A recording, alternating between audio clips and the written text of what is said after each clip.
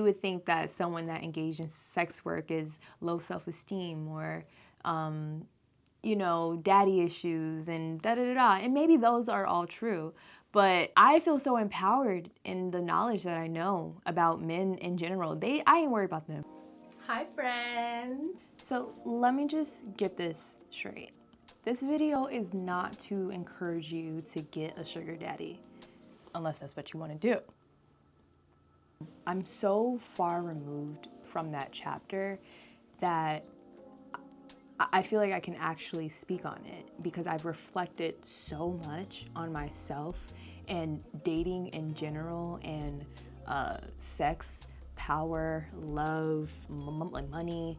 I've learned so much in my reflection, actually. Like things that I didn't realize at the time that came to me in my reflection. I just want to share that with people, and I want to talk about it because it's not talked about enough, and it's only talked about as this glamorous kind of life, but I want to talk about what it does internally and what it does for me emotionally and how it literally shifted my perspective. This is my experience, not universal truth. So anyone who, you know, wants anything negative to say, you are not invited. And this is about conversation and thought. I was 20 years old. I was in college. I had friends that also participated in some form of sex work as well, coworkers, so many people that confided in me and told me about this thing that they did. And it was so many people. So if you want to judge me, ask your friend what they up to, okay? But anywho, I was in college and obviously I needed money.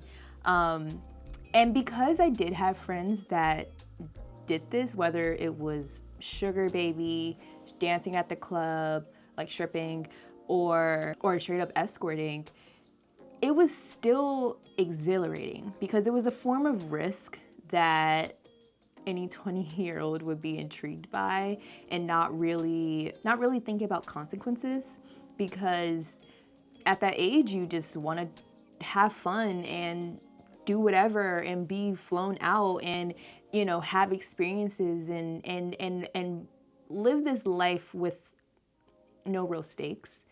I don't regret nothing I did at that time. Nothing I did. Again, like years later, I still, even being so far removed away from it, no, I lived, honey. I lived. Because it's been so much time, I've been able to reclaim my story. Obviously, being a sugar baby was not something that I was walking around labeling myself as or telling people about. Definitely hid it from my family, hid it from certain friends that weren't into things like that. Just people that I knew would judge me, did not know anything about this stuff. I definitely judged myself. I dealt with a certain level of shame also because I kind of adopted what I thought people were thinking or would think about me. But really, my lived experience in that, like my sugar daddy relationship, was actually amazing and set the tone on how I date today. And I ain't going back because there's certain things that I expect from men that I don't think that I would have expected if I didn't engage into that dynamic or allow myself to really let myself be with someone like that. Being 20, being exposed to being in a relationship with a man who's like 45, 46, like that's a lot. That's a lot. Like, you're gonna learn something, good or bad. Luckily, like, nothing traumatic happened to me through this experience. Luckily, because that doesn't just come by. Like, that's not everyone's story. I knew that optically it was very weird. I didn't want to be out in public with him, all this stuff, but my lived experience with him was really nice. Like, he respected me till this day. He respected me. He appreciated me. He prioritized my pleasure. And the whole time, my pleasure was what he paid for. My presence and my pleasure was what he paid for. And being exposed to that so young, you get spoiled. So not only am I being pleasured, I'm being paid for it. After a while, I was like, oh, fuck the optics. I don't care. I'm getting paid just to be me, just to exist. And yeah. So it was kind of easy for me to continue on, even though I did kind of, lead a private life with it. But at the same time, I was happy. I was light energy, like free, like my aura was different. Like I was like relaxed.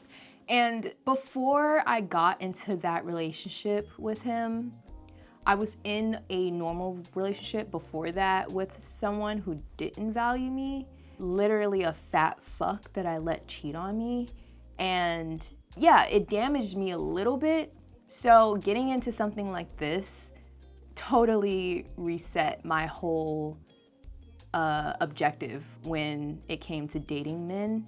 And I realized my power. I realized my agency. I reclaimed it as something as mine, because what would you do if someone would pay for you just for you to be around? Like, that's just another example of if a man wants to, they will. So like, being undervalued to deeply desired, paid to be yourself, it totally reset the way I saw myself, and I saw my femininity and how I saw my womanhood. It gave me so much confidence moving forward, just because I exist. I didn't have to bring anything to the table. I didn't have to step outside of myself. I didn't have to compromise anything, because this person just valued me. I was rewarded for my softness. I was rewarded for my ease. I was rewarded for my beauty. I was rewarded for my humor. I was rewarded for my nurturing self. These were things that I was already naturally was, and this person poured into that, and they supported that, and they wanted more of that, and they almost required that. And I liked that it then became a habit of mine to just always be in that state, because when my nervous system is calm, I'm more beautiful and I'm just more fun. And I saw that, and I'm glad that I learned the value of being in that state. It just seemed like the more light and carefree that I was, the more he wanted to see me and pay me. So I was like, okay, like I just became more of a woman, more feminine, I was able to stop thinking about my future being 50-50 and what I had to do as like a wife and a girlfriend, and like trying so hard to make myself valuable when I'm already valuable. I'm so happy that I had that experience to prove that I was already valuable, because I still believe that. And I think that every skill that I acquire or anything that I work on, like myself, is for me, and not because I want to be loved. Because when I didn't have anything, when I didn't know anything, I was just paid for my presence and my time. I didn't have to bring anything to the table to be rewarded for that. And so that set the whole tone. That changed my life. Like, that changed my life. Like, I never After that, I never dated from a 50-50 mindset. And if that's your tea, like, go off. Like, if that's where you feel more secure, if that's what you're comfortable with, also do that. Be that. Like, but I think that it just taught me that, like, there was a world where it didn't have to be 50-50, and I want to be in that world. Everything's a choice. Everything is a choice. And it was interesting to see a man choose me, even if it wasn't the most traditional dating style. It was nice to be chosen and important to somebody, even though we weren't actually like in a boyfriend-girlfriend relationship, or we weren't on the road to get married or anything like that. But it was just nice to have that sort of dynamic with a man, because it exposed what a man can do. And this man was a lawyer. He had things to do. He had a daughter who he was a full-time dad to. So he had things to do. And every time that we spent time together, it was valuable.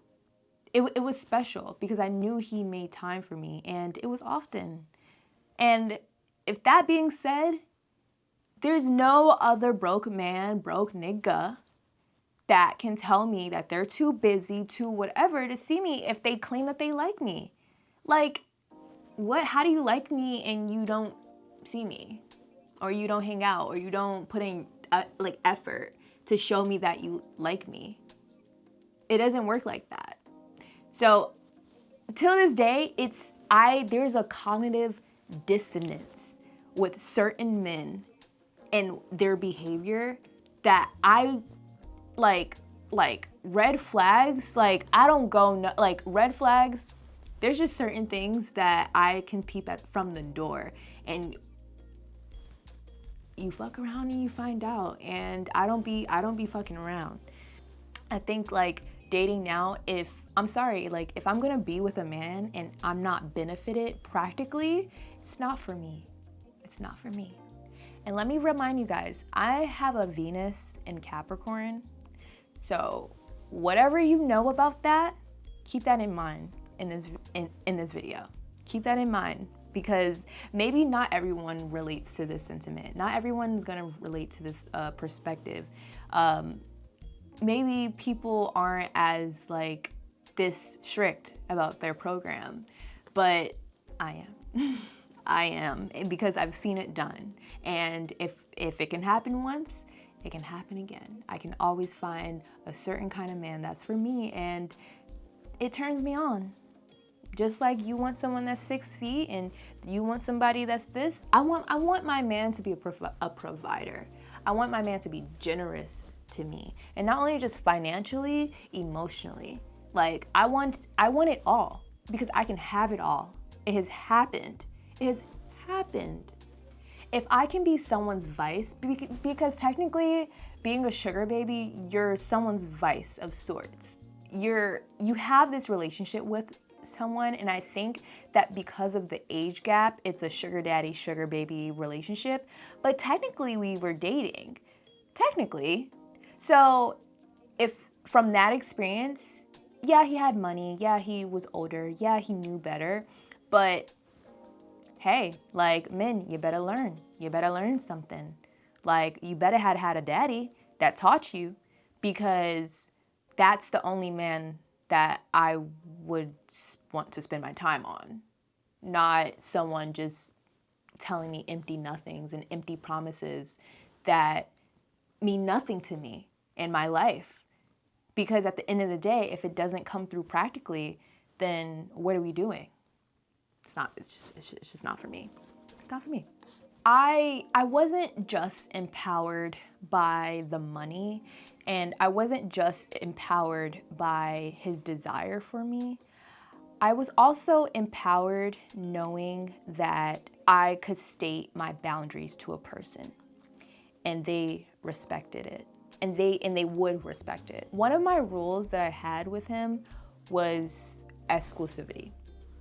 And at the very least, in a sexual sense.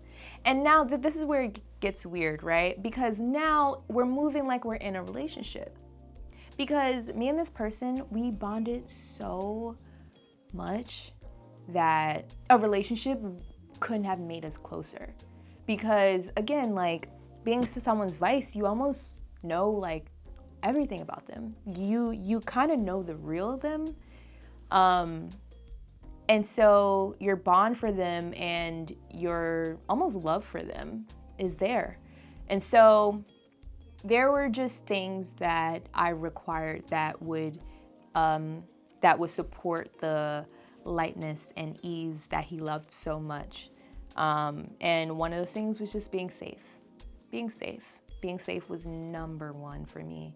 I would have walked away at any point if I felt unsafe. And fortunately, I did at the very end. We're still friends. Nothing actually really happened, but I got uncomfortable at a certain point when I decided to get a job on the weekends. It was near my apartment that he would pay for, but I wanted more to do. And I got a job at this restaurant, and I told him, and he pretty much was like, you know, we're not gonna spend as much time together. And I was just like, well, we still can, you know, I can still do this and this and that. And he just wasn't really feeling the idea that a job would probably stand in the way of us. And so he asked the question, he was like, oh, like, how would you feel if I dated someone else to supplement you? And I was just like, you would do that? Like, we were so bonded that I was so confused that he would even ask that. But I had to remember that, like, he's a man, and at the end of the day, like, niggas don't love you back the way that you expect them to. But the thing was then my discomfort with the fact that if I said, no, I don't want you to find someone to supplement me, the fact that he even asked that made me feel like he would still find someone to supplement me behind my back, and I would just be in a vulnerable position. So I don't play those type of games. So I stopped seeing him because of that. And obviously that empowered me. I walked away from money. I walked away from pleasure. I walked away from desire. And though we remained friends after that, we were not intimate. We have not been intimate probably since then, and that was probably 8 months into our relationship. But we literally like did not hook up after that. We still remained friends, but that was my boundary. That was my boundary. I'm like, if you start talking about someone else, pussy dry. Like, I am not into it. I don't want it. You can have it. I knew I had to leave. Like, I knew I had to leave because me getting the job was more so about looking for growth. I was trying to grow in some capacity, and no, the job wasn't gonna like specifically be what made me grow, but I wanted to step out and take control and have some sovereignty somewhere else that was not my sugar daddy, hopefully to maintain them both. But once he started to act weird, it was not long. It was not long for me to walk away. And till this day, I'm so proud of myself. I'm so proud of myself for doing that because I know why I did it. And I still have that in me to where there is no one that I date today traditionally that I would not walk away from if I felt like I was compromising something that was necessary in my growth, in my soul, in my being, in my wellness. Like, it's easy. I wanted to make that habit then, and I'm 28 now, and that habit is still here, and I'm so proud of myself. So proud of myself. I started to understand femininity and its value so much more, and best believed I used that shit. I was very self-aware, very young about my value just as a woman, as a feminine woman. Oh, I use that till this day, and it doesn't have to be sexual, but my presence, my agreeance, my cosign on anything is valuable because I am a woman. And the older I get, the more I see that. Like you hear that, but seriously, people will pay for it. You start to think like, who actually has the leverage? Who actually has the power here? You know, there's an exchange of power, but just throughout life, this very concentrated dynamic that I had with my sugar daddy, a lot of ways, a dynamic that I feel like, you know, some women expect from their more vanilla, traditional relationships, and it's like pulling teeth sometimes, because even outside, like after that, when I would just date, you know, on apps like Hinge and Tinder and things like that, you'll meet men that, when I tell you cognitive dissonance, where I'm like, where did you come from and who do you think I am to accept the behavior that you're sending me right now? Like, why do you think that I would sleep with you? Why do you think I want to spend time with you if you don't treat me a certain way? Like, that's, I don't get it. I don't get it. Like, I'm gonna just think you're slow for even expecting a certain level of access if you don't know how to come to the queen. Like, you don't even know how to step to the queen and you asking for the most. Like, that's crazy. Obviously, this whole experience holds a lot of nuance, and I'm grateful.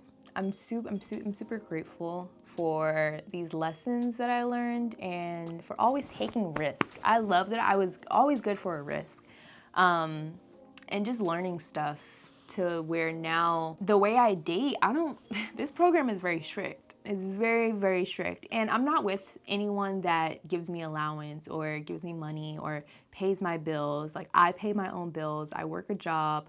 I hustle on my own. There's no man that paid my bills.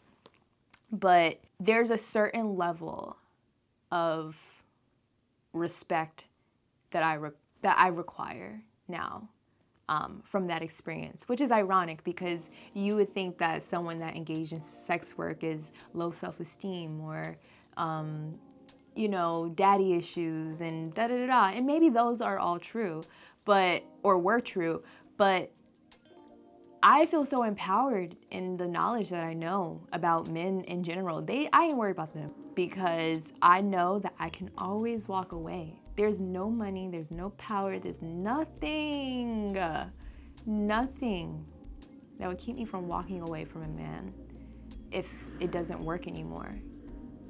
And hopefully I don't have to be in that position where I need to walk away from a man, but best believe I will. And I feel good and confident in that, just knowing that I will always protect myself in that way, no matter how much. Because when I left my sugar daddy at the time, I just cut off that sort of access to me, because again, for safety reasons, I needed money. Like, I didn't want to, you know, cut that off. Like, I didn't know what cutting that off meant. I didn't know if he would want to be friends with me, or if he ever wanted to talk to me again, or if he like would treat me the same. He has always treated me the same and continued to pay my bills. Like, I said what I said and I stood on it, and it didn't change who I was. It actually made sense to who I was. But I guess I got lucky that he was very receptive of it, because definitely paid my bills for years after. So shout out to that guy. But yeah, I ain't sorry about my experience. I feel like I did what I did. I learned what I learned. I feel so powerful now. I know what I want. I know what I don't want. I don't play around. Like, I don't play around. So if I ever have a sugar daddy again in the future, I wonder how that would look. Like, I've never been so clear in my life about who I am and who I need to be, and in any dynamic, it just feels so good. It just feels so good to just like know yourself and to learn from your experience and for them to be clear to you instead of just like hiding from the reflection of it, because for a long time I hid from the reflection of it. It was a secret that I didn't want people to know about me, and it was like all these things, but little did I realize that it added so much great qualities to me that people praise me for now, where I'm like my sense of self-respect came from kind of compromising my self-respect, and not knowing that it was gonna have the opposite effect of actually like empowering me and giving me golden perspective about relationships and dynamics and power. So that's all I had to say about that. Just reflecting and yeah, just like feeling like I did close a chapter, like feeling like that chapter is closed and I'm ready for whatever's next. I'm in a very vanilla relationship right now. He's not my sugar daddy. The value that he sees my value, he desires me, he prioritizes my pleasure. He doesn't pay my bills. We're working on it, but he doesn't have to. I have my own money, and I feel good having my own money as well. So being in a relationship for like a year, I'm definitely not like looking for someone to just like pay my bills just off bat, but definitely will be working on that. That will be a conversation.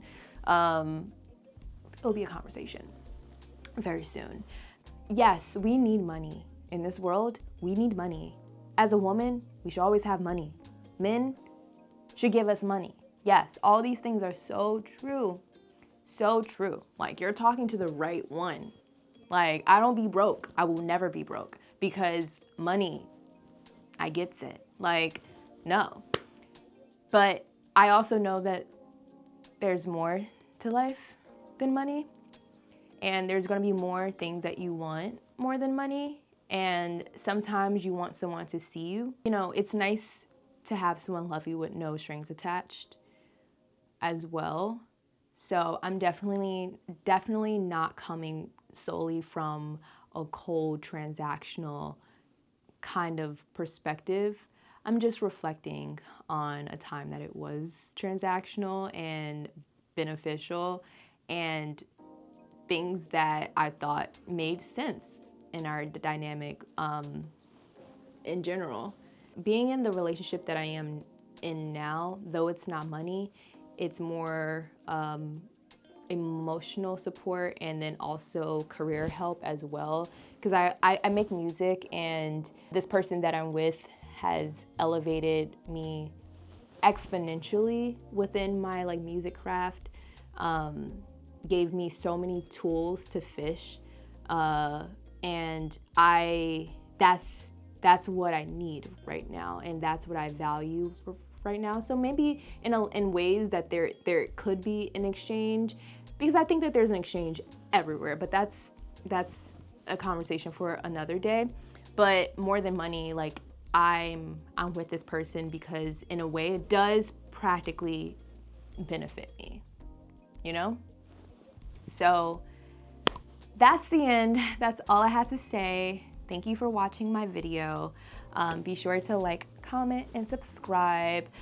I would love to start a conversation. I don't know how or what, but I want to reflect on so much that we often overlook and that is so nuanced that we just don't talk about. So yeah, thank you for watching. There's a pickup in the back, but the trunk's in the front. Pink tequila, you know, my tequila's dropping. Pink tequila in the back seat, but the baddie blunts is in the front. And then, you know, I always put my purse in the passenger seat. So I look over, it's like, purse 1 of 1, first 1 of 1.